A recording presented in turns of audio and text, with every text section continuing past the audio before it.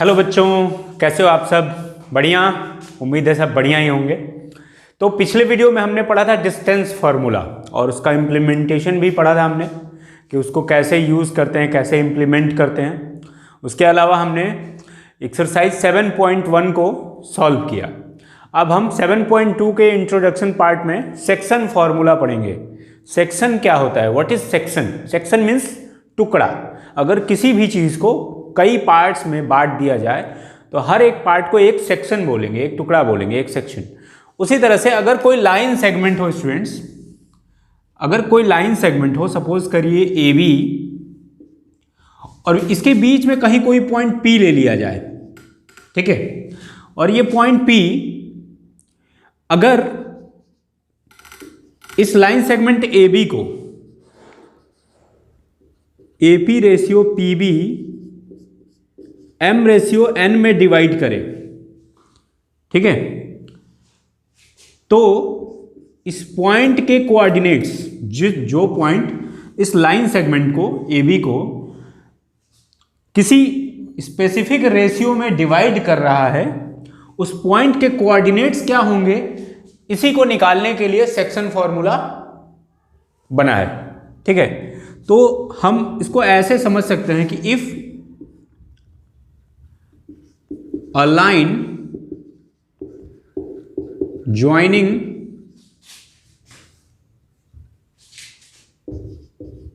points A x1 y1 and B x2 y2 is divided by some point P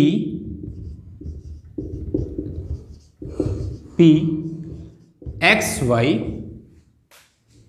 in ratio m ratio n, then x is equal to m x2 plus n x1 upon m plus n and y is equal to m y2 plus n y1 upon m plus n। Students, यही है section formula. इस point P के coordinates find करना, जबकि x1 y1 point A के और point B के coordinates दिए हुए हैं, x1 y1 x2 y2। तो इस पॉइंट P के कोऑर्डिनेट्स क्या होंगे अगर लाइन सेगमेंट AB को point P m ratio n में डिवाइड करता है? तो यही है सेक्शन फॉर्मूला स्टूडेंट्स। अब इसका derivation exam point of view से इंपॉर्टेंट नहीं है, इसलिए इसका डेरिवेशन हम नहीं कराएंगे। एग्जाम में पूछेगा नहीं, कभी भी नहीं पूछता है, और वो जरूरी नहीं है। इसका इम्प्लीमेंटेशन जरूरी है, इसलिए इसका हम लोग इम्प्लीमेंटेशन करेंगे स्टूडेंट्स। मतलब कैसे इसको हम यूज करते हैं। तो आइए देखते हैं, कुछ हम एग्जाम्पल्स लेकर इसको यूज करके देखते हैं कि हम कैसे इसका यूज करेंगे। तो क्वेश्चन है students, find the coordinates of the point which divides the line segment joining the points 4, -3 and 8, 5 in the ratio 3:1 respectively. तो हम क्या करेंगे कि let the point P X Y, point P है जिसके कोऑर्डिनेट्स क्या हैं X Y, divides the line segment AB where coordinates of A is 4, -3 and B is 8, 5 in the 3:1, ठीक है। तो देखिए हमारे पास क्या क्या है, m is equal to 3, n is equal to 1, x1 is equal to 4, x2 is equal to 8, y1 is equal to, देखिए ये x1 है और ये x2 है, ये y1 है और ये y2 है, और y2 की वैल्यू क्या है 5। तो हमें निकालना क्या है, coordinates of the point P। तो P का कोऑर्डिनेट में एब्सिसा क्या है, x इज इक्वल टू क्या होता है बताया, mx2 plus n x1 upon m plus n। तो निकाल लेते हैं, m की वैल्यू 3, x2 क्या है 8 प्लस n की वैल्यू 1, x1 क्या है 4 अपॉन 3 प्लस 1 क्या मिलेगा, देखिए 8 3 24 plus 4 28 upon 3 plus 1 4 is equal to 7। और y my2 plus n y1 upon m plus n 3 into y2 की वैल्यू क्या है 5 plus 1 into y1 minus 3 upon 3 plus 1। देखिए 3 5 जा 15 माइनस 3 क्या हो जाएगा 12 by 4 is equal to 3। So coordinates of point P is 7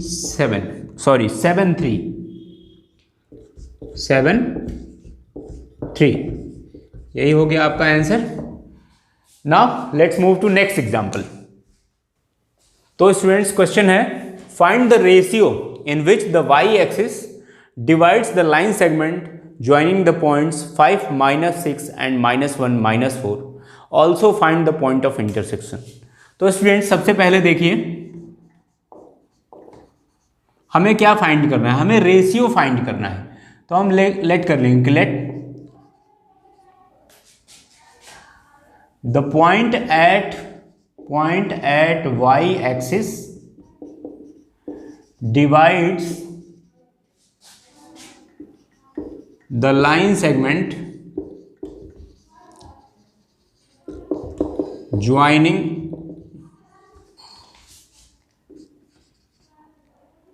the points 5 -6 and -4 in the k ratio 1। क्या suppose कर लेंगे, k रेशियो 1 में, ठीक है। ये पॉइंट जो P होगा, सपोज करिए पॉइंट जो P होगा एट y एक्सिस, उसके कोऑर्डिनेट्स क्या होंगे। देखिए ये ऐसे होगा पॉइंट्स ना, ये है, ये x एक्सिस हो गया आपका स्टूडेंट्स, और ये आपका y एक्सिस हो गया। अब जो पहला पॉइंट है वो है 5 -6, मतलब इधर कहीं होगा, मान लेते हैं इधर कहीं होगा, और दूसरा है -1 4, तो -1 4 है तो कहीं इधर होगा, ठीक है। अब ये ऐसे लाइन सेगमेंट है, यहाँ पॉइंट P आ रहा है। अब बताइए यहाँ पे जो भी पॉइंट आएगा उसके कोऑर्डिनेट्स क्या होंगे, वहाँ x की वैल्यू क्या होगी 0 और y की वैल्यू समथिंग, तो कोऑर्डिनेट्स क्या हो जाएंगे 0 y। a और b, a के कोऑर्डिनेट्स क्या हैं 5 -6 और b के कोऑर्डिनेट्स क्या हैं -1 -4, ठीक है। तो point P at y axis is equal to क्या हो जाएंगे कोऑर्डिनेट्स 0 y, ठीक है। तो यूजिंग सेक्शन फॉर्मूला यूज करते हैं, देखते हैं क्या होगा। तो सबसे पहले x की जगह पे क्या है, ये x है और ये y की जगह पे y है, तो x की जगह पे क्या हो जाएगा, अगर हम x वाली वैल्यू यूज करेंगे तो हमें क्या मिलेगा mx2 plus nx1 upon m plus n put करना पड़ेगा। अब x की वैल्यू क्या है 0, m की वैल्यू क्या है k, x2 क्या है देखिएगा x2 5 है नहीं, a को अगर ये x1 ये y1 है तो ये x2 और y2 है, ठीक है। तो दोनों में से उल्टा करके किसी को भी रख सकते हैं, चाहे इसको उधर रखें या उसको उधर रखें। तो क्या हो जाएगा mx2 मतलब क्या हो जाएगा -1 प्लस n, 1 हो गया, n की वैल्यू 1 है। देखिए k रेशियो 1 है m रेशियो n की जगह पे, तो m is equal to k और n is equal to 1 into x1 है, x1 क्या है 5 अपॉन के प्लस 1। ये के प्लस 1 आएगा तो 0 हो जाएगा, माइनस के प्लस 5, के इधर आएगा तो के इज इक्वल टू क्या मिल गया आपको 5। तो m अपॉन n की वैल्यू पहले k अपॉन 1 थी, तो अब क्या हो गई 5 अपॉन 1, मतलब m ratio n is 5 ratio 1। तो रेशियो तो आपको मिल गया, रेशियो क्या मिल गया 5 रेशियो 1। अब हमें क्या निकालना है, इस पॉइंट के कोऑर्डिनेट्स। तो देखिए स्टूडेंट्स, इस तरह से y इज इक्वल टू क्या होगा, y is equal to my2 plus ny1 upon m plus n।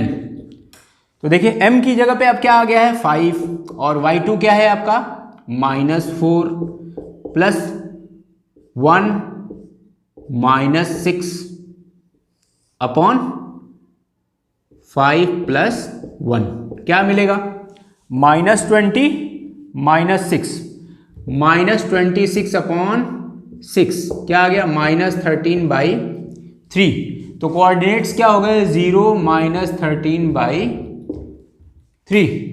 ठीक है स्टूडेंट्स, तो हमें कोऑर्डिनेट्स मिल गए 0 -13/3। तो इस तरह से स्टूडेंट्स हम सेक्शन फॉर्मूला के क्वेश्चंस सॉल्व करेंगे। That's all for this video. In next video I will solve exercise 7.2. Thank you. Thanks for watching.